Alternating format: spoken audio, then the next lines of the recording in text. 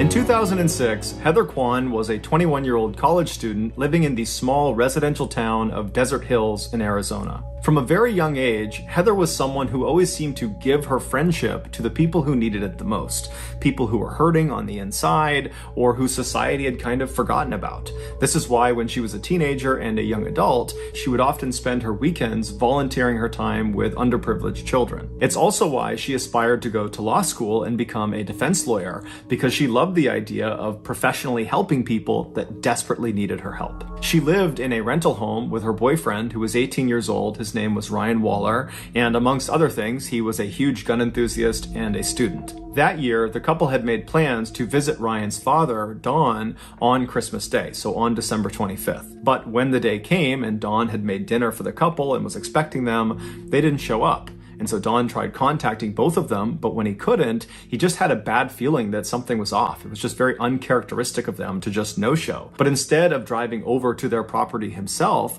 Don just called the local police and asked them to do a welfare check. The police arrived at the house in Desert Hills, Arizona. They knocked on the door, but there was no answer. They looked in the windows and some lights were on, but it was mostly dark inside, and they couldn't really tell from the car in the driveway if that belonged to the homeowners or somebody else. And so they stood there for a second, they're looking in the windows, there's no movement. They knock again while simultaneously calling out that, hey, we're the police, we're here to do a welfare check, just want to make sure you guys are okay. And this time, after they were done knocking, they heard the deadbolt unlock and then the door swung inward into the house, and standing right in front of them was Ryan. Ryan had this huge bruise on his left eye, this big black eye, and he had a cut on his nose, and he was just standing there, not saying anything, not asking any questions, just looking at them. And they looked past Ryan into his house, and they saw there was a woman lying on the couch, which they presumed was his girlfriend Heather, because that was the two people they were coming to look for. And so they turned their attention back to Ryan, and they asked him, what happened to your eye?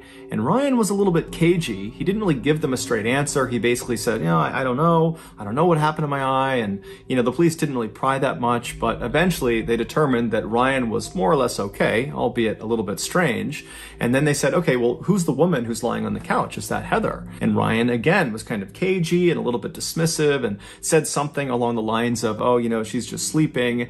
And so the police said to him, look, we're here on a welfare check. Your father sent us here to check on you guys. And so we have to go in there and wake her up and make sure she's okay. And so Ryan, again, was just a little bit weird and kind of defensive and didn't really immediately comply, but eventually did step out of the way. And the police walked into the residence. They walked over to the couch. And as soon as they looked down at the girl on the couch, which was Heather, they saw right away that she was not asleep. She was dead, and she had been for at least a couple of days. She had died from a single gunshot wound to the head.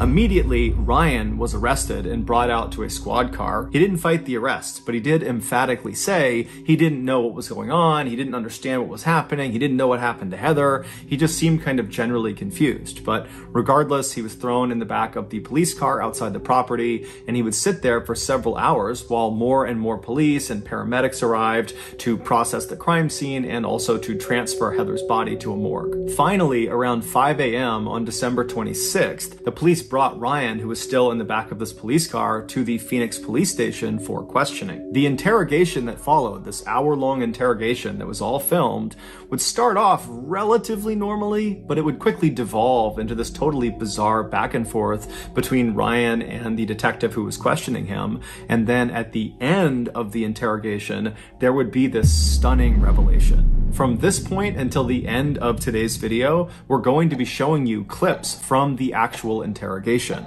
When you get to the end of this video and you hear the revelation, and trust me, you will not miss it, I would encourage you to then go back and watch the clips of the interrogation, or just go online and watch the entire interrogation, because it's totally mind-blowing watching this thing, knowing what's really going on. In the video, Ryan is led into this sort of nondescript, small interrogation room at 5:08 a.m. on December 26th. So he's just arrived at the station. They put him in this room. He's wearing this white jumpsuit that might have been issued by police. Maybe he owned it, but it definitely looks more like prison attire. He's got no shoes on, no socks on, and his hands are not cuffed. And so he walks into the room and he sits down in the chair that's in the back corner of the interrogation room. And this chair is right next to this table. And then on the other side of this table is another chair. And so Ryan sits down in the corner. He's kind of facing out towards the middle of the room. He's quiet, he's basically not moving, and then at some point he notices there is a handcuff that's connected to this table. Now, in some cases, the police would handcuff the person they were interviewing in this room, but in this case, Ryan was not told that he needed to put this handcuff on. He was uncuffed, so there was no directive that he needed to have this handcuff on.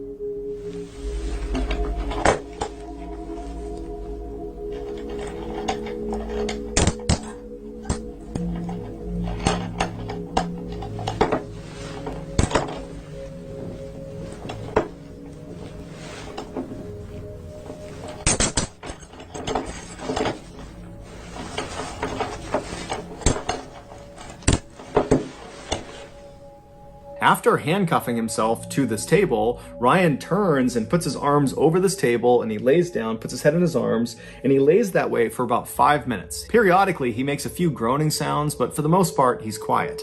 And then all of a sudden, as he's laying there, he suddenly makes a fairly loud moaning sound and he stands up in his chair like he's gonna walk out of the room, but as soon as he starts to walk away, the handcuff stops him. The handcuff that he was not told to put on. And so he's stuck against this table, but he doesn't seem fazed by it. He looks almost confused by what's happening, but he doesn't dwell on it for very long. Instead, he just reaches across the table and grabs a blank piece of paper, and then he just sits back down in the seat, he crosses his legs, and he starts looking at this piece of paper. At 5:17 a.m., so roughly 9 minutes into this interrogation, which really hasn't even started yet, Ryan is intently looking at this blank piece of paper when a detective walks into the interrogation room. This detective was named Dalton, and he informs Ryan that they're going to be taking pictures of his feet, and so he needs to put his feet up on the table that's right next to him. Ryan at first acts very confused and doesn't really understand what's happening, but he eventually complies and he puts his feet up on the table, and by the time his feet are up there, another officer walks into the interrogation room, and he's got a camera and he's got this big kit with him, and he would begin about a 10-minute long process of photographing Ryan's feet and also swabbing Ryan's feet. During this 10-minute session, Dalton stays in the room, and so Ryan periodically asks him if he can just leave and go home, seemingly unaware of how serious this situation really was for him. And when Dalton would tell him, "No, you can't leave," Ryan would act totally frustrated and kind of angry and upset, kind of like how a child would act if they were told they couldn't have something they really wanted to. At 5:28 a.m., after this 10-minute session is complete and they've photographed and swabbed Ryan's feet, the second officer leaves the room and Dalton shuts the door behind him, and then he walks over to the table and he grabs the chair on the other side from Ryan. He drags it out so it's closer to Ryan, and then he sits down and introduces himself. After that, he begins asking Ryan some very basic questions. He asks him to confirm his name, which he does. He asks him to confirm his date of birth and his social security number, and Ryan does both those things. And then he asks Ryan if he understands why he was there, why he was being interrogated. And Ryan says no. And so at this point, Dalton says, "Okay, let's just stop right now. I'm going to read you your rights." And so it's at this point in the interrogation that Ryan's behavior starts to get really, really weird. After Dalton tells Ryan he needs to read him his rights, you can see Ryan doesn't compute what he's saying. He's just kind of looking blankly, and Dalton seems to pick up on that. And so he tries to make it kind of lighthearted, and he says, "Hey Ryan, I'm going to read you your rights like they do on TV, like on Cops and on Law and Order and CSI, any of those crime shows, they read people their rights. That's what I'm going to do. You know what I'm talking about?" And Ryan just goes, "No." And Dalton's kind of confused. He's like, "You haven't seen any cop show where they read people their rights?" And at this, Ryan kind of changes his behavior, and suddenly he's not as robotic. He's a little bit defensive looking, and he says, "Oh, yeah, I have, yeah." At this, it's pretty obvious to Dalton that Ryan is lying about something that is totally insignificant, whether or not he's seen true crime TV shows. It really just didn't matter at all. And there's this weird hesitation where both of them are just kind of being quiet for a minute. It's like Dalton knows he's lying about it, and Ryan just seems totally confused. And then ultimately, Dalton just decides to not key in on this kind of weird lie that Ryan has just told. Instead, he just reads Ryan his rights. And then after that, he gets back into some basic questions. The next one was, "Hey Ryan, what was the highest grade you achieved in school?" And now at this point, Ryan is not looking at Dalton. He's looking to the far side of the room. He's got this blank expression on.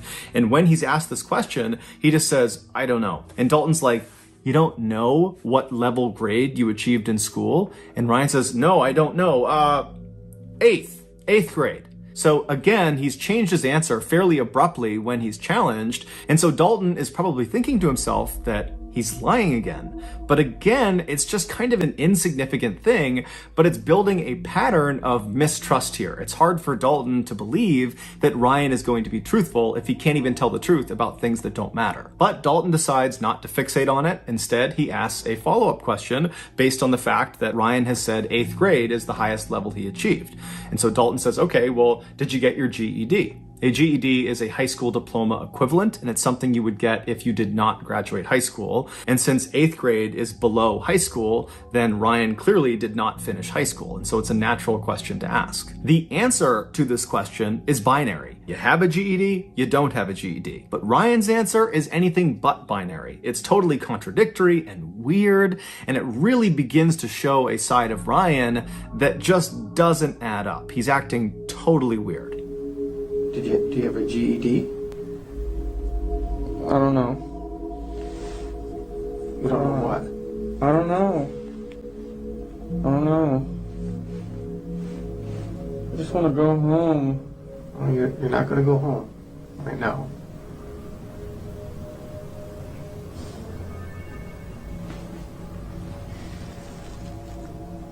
So what?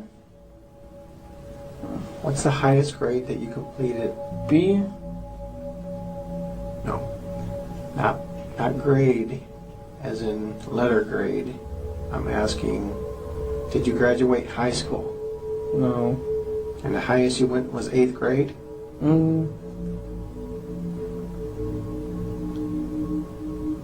Yep. Do you know how to read and write, Ryan? Yeah. After the discussion about Ryan's education goes nowhere, Dalton again does not fixate on all the issues with his answers so far, and instead just kind of continues asking more questions. And so he begins to address Heather. He starts by asking Ryan if he has a girlfriend. Now, Dalton at this point would know that Heather, the girl who was deceased, was Ryan's girlfriend, because the police were asked to do the initial welfare check on Ryan and Heather, the couple. That's something that Dawn would have relayed to police. And so Dalton knows they have a relationship, but he wants Ryan to tell him he has a relationship with Heather. So again, he asks Ryan, do you have a girlfriend? And Ryan says no, which is a lie. But Dalton goes along with it and says, okay, well, do you know a girl named Heather? And Ryan would say, yes, I do. But his description of Heather was just completely inaccurate. He said Heather was a 16 or 17-year-old girl, even though she was actually 21. And he would say her last name was Kyman. He thought. He wasn't entirely sure. He said she has nicknames and she has different names she uses, but he believes it's Kyman, even though her last name was actually Kwan. Now, Dalton, of course, is aware of these discrepancies, but again, he does not fixate on them. He just keeps on asking more questions. Dalton asks Ryan, what happened to your face? You have this huge bruise on the left side of your face. What happened? At first, Ryan says he doesn't know. But when Dalton pressed him and kept asking more and more questions about his face and how it happened, Ryan eventually would begin to open up. What happened to your face? I don't know. You told the officer just a few minutes ago that someone hit you. Do you remember who hit you? I don't know. I think it was Heather.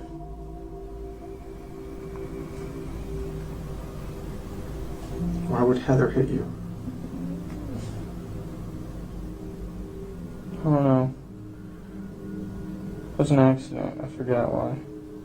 Like the other police officers involved, Dalton believed already going into this interrogation that Ryan killed Heather, that the bruise on his face was from Heather fighting back before ultimately Ryan killed her. And so for Ryan to say the mark on my face is from Heather, even though he claimed it was an accident, to Dalton, that was the same thing as Ryan saying, I killed Heather. Dalton attempted to get more specific details about the actual physical struggle that took place between Ryan and Heather, but as he asked more and more questions, he became more and more aggressive, and it seemed like Ryan picked up on it and became very defensive and started throwing out random pieces of information, much of which seemed untrue. Like he suggested there was at least 2 or 3 other people that were in the house on the night that Heather got killed, but it's unclear if these people were real or if they were actually ever there. And it just seemed like Ryan was kind of panicking and just kind of saying all sorts of random things. And so at some point, Dalton just wants to focus the conversation because he feels like it's getting totally out of hand. And so he just stops calls Ryan and he says, Ryan, there is a dead girl in your house and I need information. Hey, Ryan? Huh? Huh? There's a dead girl in your living room. She's dead? Yes. Heather? I don't know. I want to know what happened in your house last night. The girl on the couch is dead? I don't know if she's on the couch. She's dead. The interesting thing about Ryan's reaction to being told by Dalton for the first time in the interrogation that there was a dead girl in his house is Ryan reacted with genuine surprise. It's the only time in the entire interrogation start to finish where Ryan sits forward in his chair, he kind of perks up, and he seems relatively normal. He's not acting confused and kind of bizarre. It's like he's really dialed in, as if he had not heard this before, that he didn't know Heather was dead, and he's now for the first time being told, and it shocked his system. But just seconds after he sits forward and seems really engaged, he goes back to kind of being totally bizarre, and he also suddenly had this really elaborate story about what happened to Heather, even though just seconds ago it seemed like he had just learned about it. So it didn't really make any sense that he would have a story so readily available for something he seemed to not know anything about. And of course, like all of his other answers, his story he gave was full of contradictions and holes and was just totally unbelievable. Well, these people came over, Richie and his dad, with shoot and arrow, bow and darts. You know what I'm talking about? Yeah. They hit me and her with those. That's it. They hit you and... They hit you? Yeah.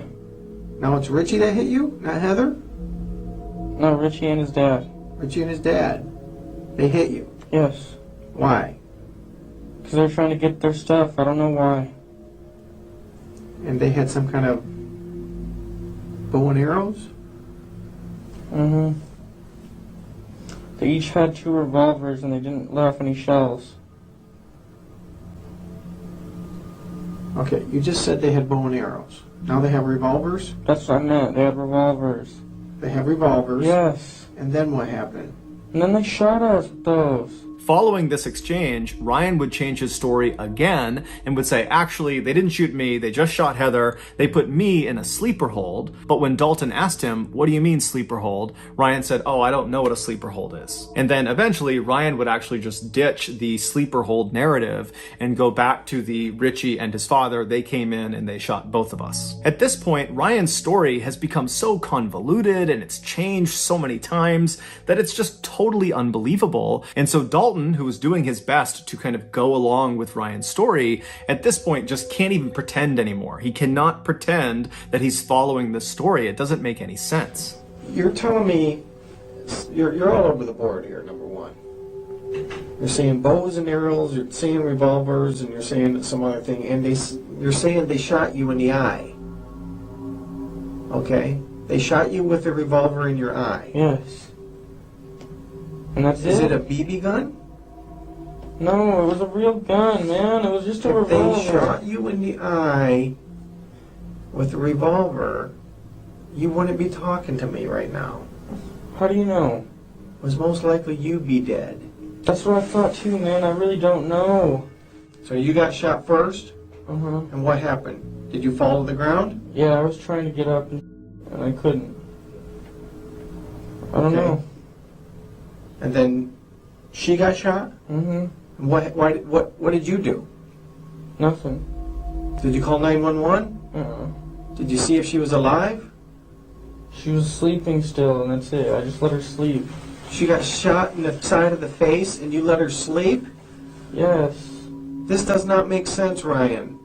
After this exchange, Dalton just goes full bad cop on Ryan, openly accusing him of shooting and killing Heather, and Ryan just continues to say he doesn't know anything, that he didn't do it, and his answers are just totally nonsensical and contradictory, and nothing is making sense. And so finally, at 5:52 a.m., roughly 45 minutes into this interrogation, Dalton is just at a loss. He does not know how to handle Ryan, because even though he really believes he did it, nothing Ryan has said has incriminated him, because nothing Ryan has said makes any sense. And so he's sitting there kind of thinking what he's going to do next, and then Dalton notices something. He notices something on Ryan's face. And he tells Ryan to come closer, he needs to look at it. Let me see your nose. Put your legs down. Put your legs down. Bring your face closer. Oh, my head hurts. Okay. Yeah, be right back.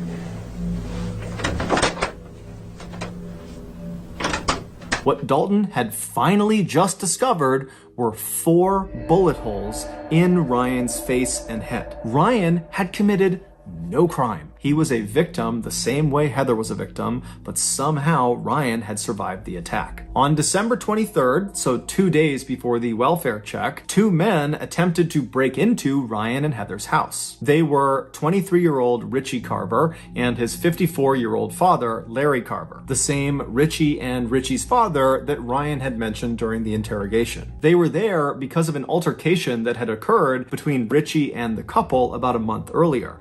During that time, Richie was actually living with Ryan and Heather, but apparently he began hitting on Heather, and Heather told Ryan, and Ryan got really mad about it, and Ryan and Richie got in this big fight, and ultimately Ryan kicks Richie out of the house. Now, this totally infuriates Richie and is very embarrassing for Richie, and so right away, he begins plotting his revenge. And so on December 23rd, Richie and his father, they were there to carry out this revenge plot. When the father and son got to the back of Ryan and Heather's house, Ryan saw them at the back door through the glass door that was near their kitchen, and he ran over to try to stop them from getting inside, but Richie and Larry managed to barely get open the door, and Richie reached in with his hand, which was carrying a gun, and he shot Ryan point blank twice in the face. The first bullet went in through his nose and then out the other side of his nose, so that's the first 2 bullet holes, and then that bullet traveled back into his head through his left eye into his brain where it got lodged.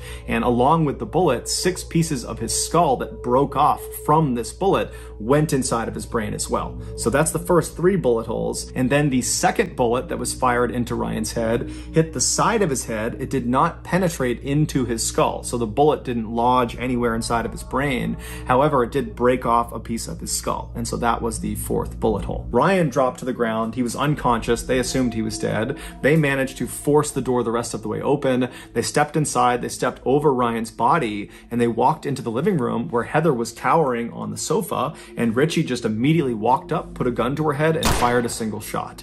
After she had fallen to the ground, the 2 men stole some things in the house and then fled the scene. They would ultimately get caught, and they're both currently serving life sentences. It's believed Heather died instantly from her gunshot wound, but Ryan didn't. At some point, maybe a couple of hours after he was shot, he woke up, but he had severe brain damage and he wouldn't have known what was going on. He didn't really know what happened, and he saw his girlfriend Heather lying on the couch, but he thought she was just sleeping, and so he too went to his bedroom and he fell asleep. But the next morning, he woke up and he still would have had no idea what was going on, and he spent the day on the 24th just kind of wandering around his house with his girlfriend lying dead on the couch. And so after a full day of just kind of mindlessly walking around his house, he went back to bed, and then he got up on Christmas Day on the 25th and spent another day just kind of walking about his house with his girlfriend, who he believed was sleeping, but really she was dead. And so finally the welfare check is called in, the police show up, and as soon as they see Ryan, they jumped to conclusions that he must have killed Heather, and it kind of dictated the way they treated him. Had they believed he was a victim, they might have sought medical attention for the wound on his face, but again, jumping to conclusions and assuming he was the killer, they figured that bruise on his face was from the woman fighting back. She had struck him before he had savagely killed her. And so they didn't give him any medical care. Instead, they put him out in the cop car out front of the property, and he sat there with no medical intervention for 6 hours. And during those 6 hours, literally every second that went by, there was irreversible brain damage being caused because he had all this bleeding inside of his head that was causing brain damage. And so the clock was ticking as soon as they found him, and for hours and hours and hours, he got no care and was just getting worse and worse and worse. And so finally, he goes to the police police station, and again, they do not give him any medical care. Instead, they interrogate him for almost 2 hours, even though he has 4 bullet holes on his face that apparently no one noticed or no one took seriously. But regardless, he spent those almost 2 more hours in the interrogation room, where every second that's going by, his brain is getting more and more destroyed, irreparably destroyed. And then finally, at the end of the interrogation, Dalton, who's probably thinking to himself, what is wrong with this guy? His answers don't make any sense. He's all over the place. And that's when he stepped back from looking for a way to convict this guy and noticed the holes on his face, specifically the hole in his nose. And that's when he called him forward and he looked at his face and he realized a huge mistake had been made, and he called an ambulance. Here is a clip of the fire department who arrived ahead of the ambulance in the interrogation room, learning about what's happened to Ryan as they wait for the ambulance. Hi guys. Hey guys. Captain, you're not going to believe this one. I can't believe it either. You're right. I've already heard the story. I can't believe it. This is just my observations that this might be an entrance, this might be an exit, this might be into his eye. And he's acting like he has a serious head injury, which would make sense. Ryan was ultimately rushed to the hospital, where he would undergo emergency surgery that would save his life, but it would come at a great cost. They not only had to remove a large portion of his brain, but they also had to remove both of his eyes.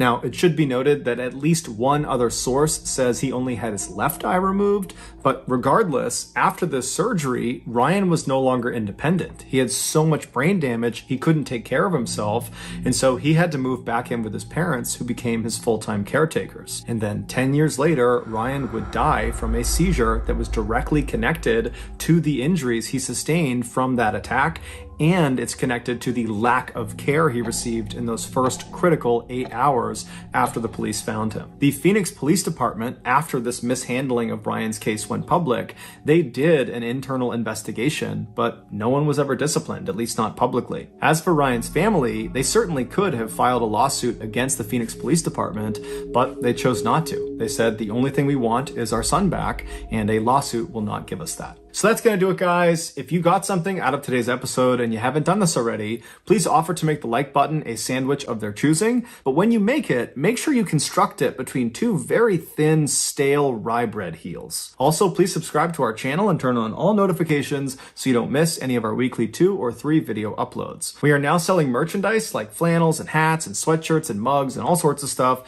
If you're interested, go to shopmrballin.com. If you want to learn about upcoming deals and promotions in our shop, go to our shop's Instagram page. The username is shopmrballin. If you want to get in touch with me, you can direct message me on Instagram or on Twitter. My username for both platforms is the same. It's johnballin416. I also have a ton of content over on TikTok, where my username is Mr. Ballin. We also have a second YouTube channel called Mr. Ballin Shorts, where we post random short videos and lost episodes. We also have a Facebook page just called Mr. Ballin, where we post condensed versions of the long episodes you see on YouTube. If you have a story suggestion, please submit it to our subreddit just called Mr. Ballin. It's linked in the description below. So whether I see you on Twitter, Instagram, TikTok, Reddit, YouTube, Facebook, or some combination, just know that I really appreciate your support. And until next time, that's going to do it. See ya.